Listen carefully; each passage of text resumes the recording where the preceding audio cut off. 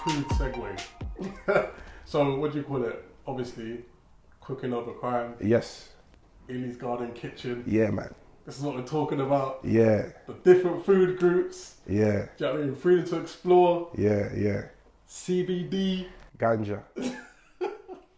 Herbs. And an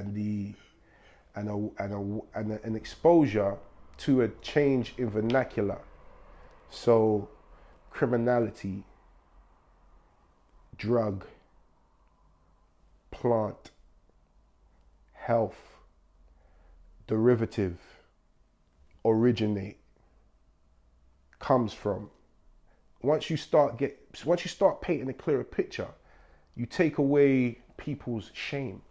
You take away things done in the dark, and you allow people to express, and you build a community that is moving towards a balance, a homeostasis. You know, I recently found out, I think it's either red willow bark or a willow bark is the precursor for aspirin.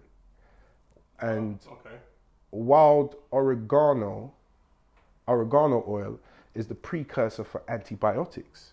So we're talking about plants that grow freely being the precursor for pharmaceutical medicine. So what implication, as well as having contact with your GP, what implication will a small piece of learning and an amendment make on your diet and the things you ingest? What does that make to your overall health and the health of the people that are under your responsibility, so your children or your family? What does that mean for a household? It's a discussion, you know. It could mean improved hay fever. It could mean a reduction of a particular type of breathing with asthma and upper respiratory symptoms, improved eczema. It could mean improved memory. It could mean the reduction. There's a Dr. Lawrence Williams, and he synthesized a photocyton, don't quote me, from the guinea hen root, which decreases cancer cells. And this is a plant that grows freely, that people have access to. It's a discussion that needs to be heard. That these are changing things for all communities. It's time to talk. Bro, you know, that's so interesting, you know, because it's kind of, it's almost like you said, it's the language is linked to the product, because if someone teaches you that something's taboo and that you just shouldn't go there, then you're naturally going to just say, okay, this is wrong. But then you're right. It's a sort of like if you want to just not to trivialize it, but you put it into the bucket of a woke era where people are becoming more enlightened and more free to explore. Do you know what I mean? And you never, like you said, there's if you bother to put the time in to read and research and learn a bit more, like you said, there could be a lot of possibilities that you could examine yourself. But you never know unless you explore. It's and then so someone like me is I'm doing the exploring, and I'm happy to do it. It actually makes me happy to do it. Yeah. So it's part of my wellness. I have an interest for it. I'm not doing it for. I'm hoping to make a business from it. But my first thing is to add value to myself. Wicked. Then, okay, how can I make a business from a skill that I've learned and offer someone a reasonable exchange for the time that it took me to learn it, a product I can give you that you can say, okay, I'm going to need this. So we'll either exchange monetary value or there's something that you might need. And then we can have a trade. And here we have a community that could be, that will be self-sufficient. And not only is there an exchange in money, but there's an exchange in respect, loyalty, and everyone feels better about it. You know? So we're moving towards being a village, a wider village. And especially as how things are online now. And I was a late person to social media, about being on it and being addicted in about a month. But then communicating and seeing how someone's growing marijuana and CBD in Trinidad, and then sending them a message back, and then seeing how someone's doing it in Amsterdam, I'm like, whoa, whoa, whoa, whoa, whoa, whoa, whoa. It like there's something there. This can be used in a great way, other than just bums and silly videos. That this actually could use to this could be a catalyst to the wokeness and communication and sharing and getting things to people a lot sooner than later. Yeah, man. Do you know what, bro? There's a few things you said there to unpack. There's a couple of bits. I mean, I feel like you're a humble guy anyway. I know that. So I feel like you're playing yourself down. But I've seen, well, not everyone know, but we know that I've seen the journey that you've gone on. Yeah, man. Yeah. And bro, you've done a lot in a short period of time. And I think it's the fact that you don't even that's probably the key thing about it. That you don't even look back, and that doesn't slow you down. You're sort of always looking forward, right? Yeah.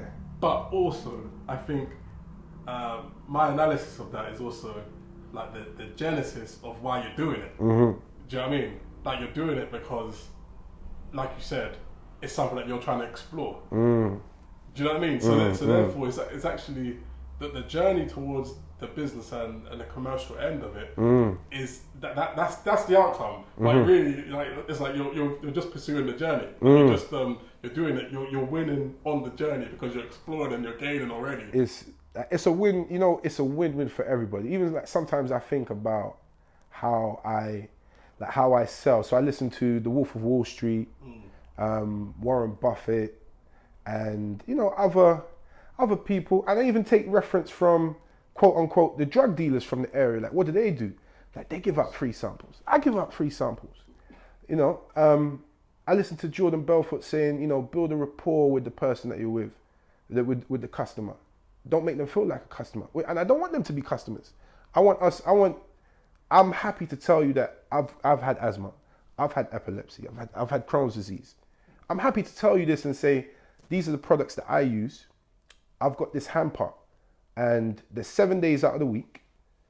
If you get this hand part that lasts for 2 days, twice a week, so that's 4 days out of the week, and there's only 7 days in the week, you buy this hand part, over the half of the days, you're gonna have natural products. It's a win-win for everybody now, because the change towards a better lifestyle, and I'm not someone that will push a vegan lifestyle, but even growing up and hitting the 30s now, and all the things that I've eaten in my life, I'll be honest, say, I have to reduce my meat intake, and I have to have more plants, less processed sugar, and not even meat's one thing, processed sugar and processed foods. There's a big difference to my day if I wake up in the morning, exercise, have a fruit bowl for breakfast, maybe a salad for lunch, and maybe once every other week a piece of fish, and go through my week like that and train and do some reading. I feel amazing. Bro, if I have some high street food every day that's deep fried, the following morning I can't even think. I feel depressed. My skin might flare up, my breathing. So it's like, oh, hold on, like there's a no-brainer here. But one's just being advertised and is widely available, and the other, there's been dotted here, so you get fruits from here, you get fruits from here, you get fruits from here. All right, cool. I'll do the legwork. Here's this package. Even if you don't want to buy it, take this banana with you. Just tell me if it tastes good. It's a win-win. On that, I fully agree with that. I'm not just shamelessly plugging it, but I've had your food and it is fire. It's breakers. It's mad tasty. It's breakers. And I must say, I get inspired by a lot of different people, like the places I've traveled to, other chefs. Yeah. I do take inspiration, and I always try to be creative, but I'll always say, well, this person showed me this, how to do this, and I got this from a particular book and so forth. Or I saw this recipe and then I tried to make it less processed. So I took out white sugar and put in coconut sugar. Or I took out soya sauce, and because a lot of soy products are not organic and they're genetically modified. So I say, okay, I'll put in coconut aminos, and that will take out, that will be a substitute for that, and the flavor's more or less the same. So I'll always say that, and it would be a lie to say that I haven't been inspired. These things, although they're my creations, I've been like the Zinger Fillet burger. That's inspired from the way we grew up eating high street chicken and chips, not knowing how bad it was, and they hardly changed their oil, but we had a connection to it and a peer group with it, and there's memories to it, and there's pro-evo with it. And so it's like, okay, it's more than just food, it's a memory, it's a time frame. Let's recreate that, health it out, make it less inflammatory, less processed. Boom, fresh basil leaves on top, magic sauce. Come see me, man. Come see me. Yeah. But bro, this is the thing, yeah. So it's kind of it's that re-education about even how to make food in a certain way and make a food tasty, because like that pineapple burger that we had, the pineapple salad, the mushrooms, everything, like, crazy tasty. Yeah. I would never even think to make that in the first place, and that's kind of even making me think about like the stuff that you do with cooking over crime, working with young people, teaching them the skills, introducing them to different foods, the education around it. Like if you don't have, you can just, the corny phrase, knowledge is power, isn't it? Like if you just don't have the knowledge about that food being available or how to prepare it that way, you will never know it, and then you will just rely on, like you said, the Sam's, the KFCs. Exactly. So it's, you know, it's empowering. And another thing, you know, I must highlight, like head chefs and cooks, like in the home, the head chef is a woman. But we see professionally, a lot of head chefs are men. And when I encourage a young man to cook, they will be used to saying, oh yeah, my mum does this, my mum does that. And it's healthy. And what's also healthy is to know that you can have a young man learn a skill that might be seen feminine, but it is a key to life. And then a young woman, you know, you could be a head chef in a restaurant, although it's not seen. Just because it's not seen, that doesn't mean you can't do it. And that's a key thing that I try to highlight. Like, make the unseen or the unknown visible. Like, it's there. Just because everybody around you hasn't told you, there's an outside information that you should feel empowered to go and get. And like that's kind of like my pineapple burger. I always speak about it first because people are like, yeah, like, either I don't like pineapples or I've only ever had pineapple on pizza. But why can't it be a burger? Just because you haven't seen it, why can't it be? Yeah. Don't be limited by what you know, because what you know is only what you've been told. Be brave enough to go find out something on your own. That's the key, isn't it, really? Like you said, that exploration, that extra step. We won't go into a lot of depth, but you and I, we did some exploration a year or two ago. Yeah, man. Yeah. The guide. That's another show. That's another discussion. How long have you worked in youth clubs, worked with kids? With young people, about 12 years. With young people, 12 years. So it might have started as some volunteering and then developed into paid roles, and then growth in terms of responsibility and title. And then 8 months ago, like, okay, I'm going to be brave enough to develop my own idea and give something to my community, or give something to people that want to, people that want to explore their own creative anchor. And I always say, you know, the kitchen is just where I start. Just feed your mind and feed your belly. You can come into Cooking Over Crime, design T-shirts. You can get into a studio and focus on your music. You can be in marketing. You can be in accounts. You can be in communication with other businesses. So it's a place where a young person can develop, earn, have travel, and then leave with a title, or help me develop Cooking Over Crime further and possibly have a career. So, wicked. Yeah, man. Wicked. And what about Illy's Garden Kitchen? What's the story behind that? So Illy's Garden Kitchen is my personal vehicle to explain to people how I'm using CBD and highlight the impact CBD is having and has had on humans for a long time, considering we have a cannabinoid system in our body. And as I said earlier, changing the vernacular, changing people's view or perception of the marijuana plant, the hemp plant, discussing THC countries that have changed this legality, possibly what the UK might want to do in the future, and how it could help you with a particular ailment, how it could help you towards homeostasis. And not only marijuana, hemp, CBD and THC, but other indigenous plants to the Caribbean, which I'm looking at the moment. And then following that, I'd like to be able to go to different parts of Asia, Thailand, Bali. I'd like to go to Africa, all continents, and just see what indigenous people do for their personal health with their vegetation and agriculture to support their development. Considering we know pharmaceutical companies start there. Yeah, that's interesting. It's going to the source, isn't it? Essentially, because, like you said, there's certain things that you just don't question. Like, and I'm not knocking it because I can't lie.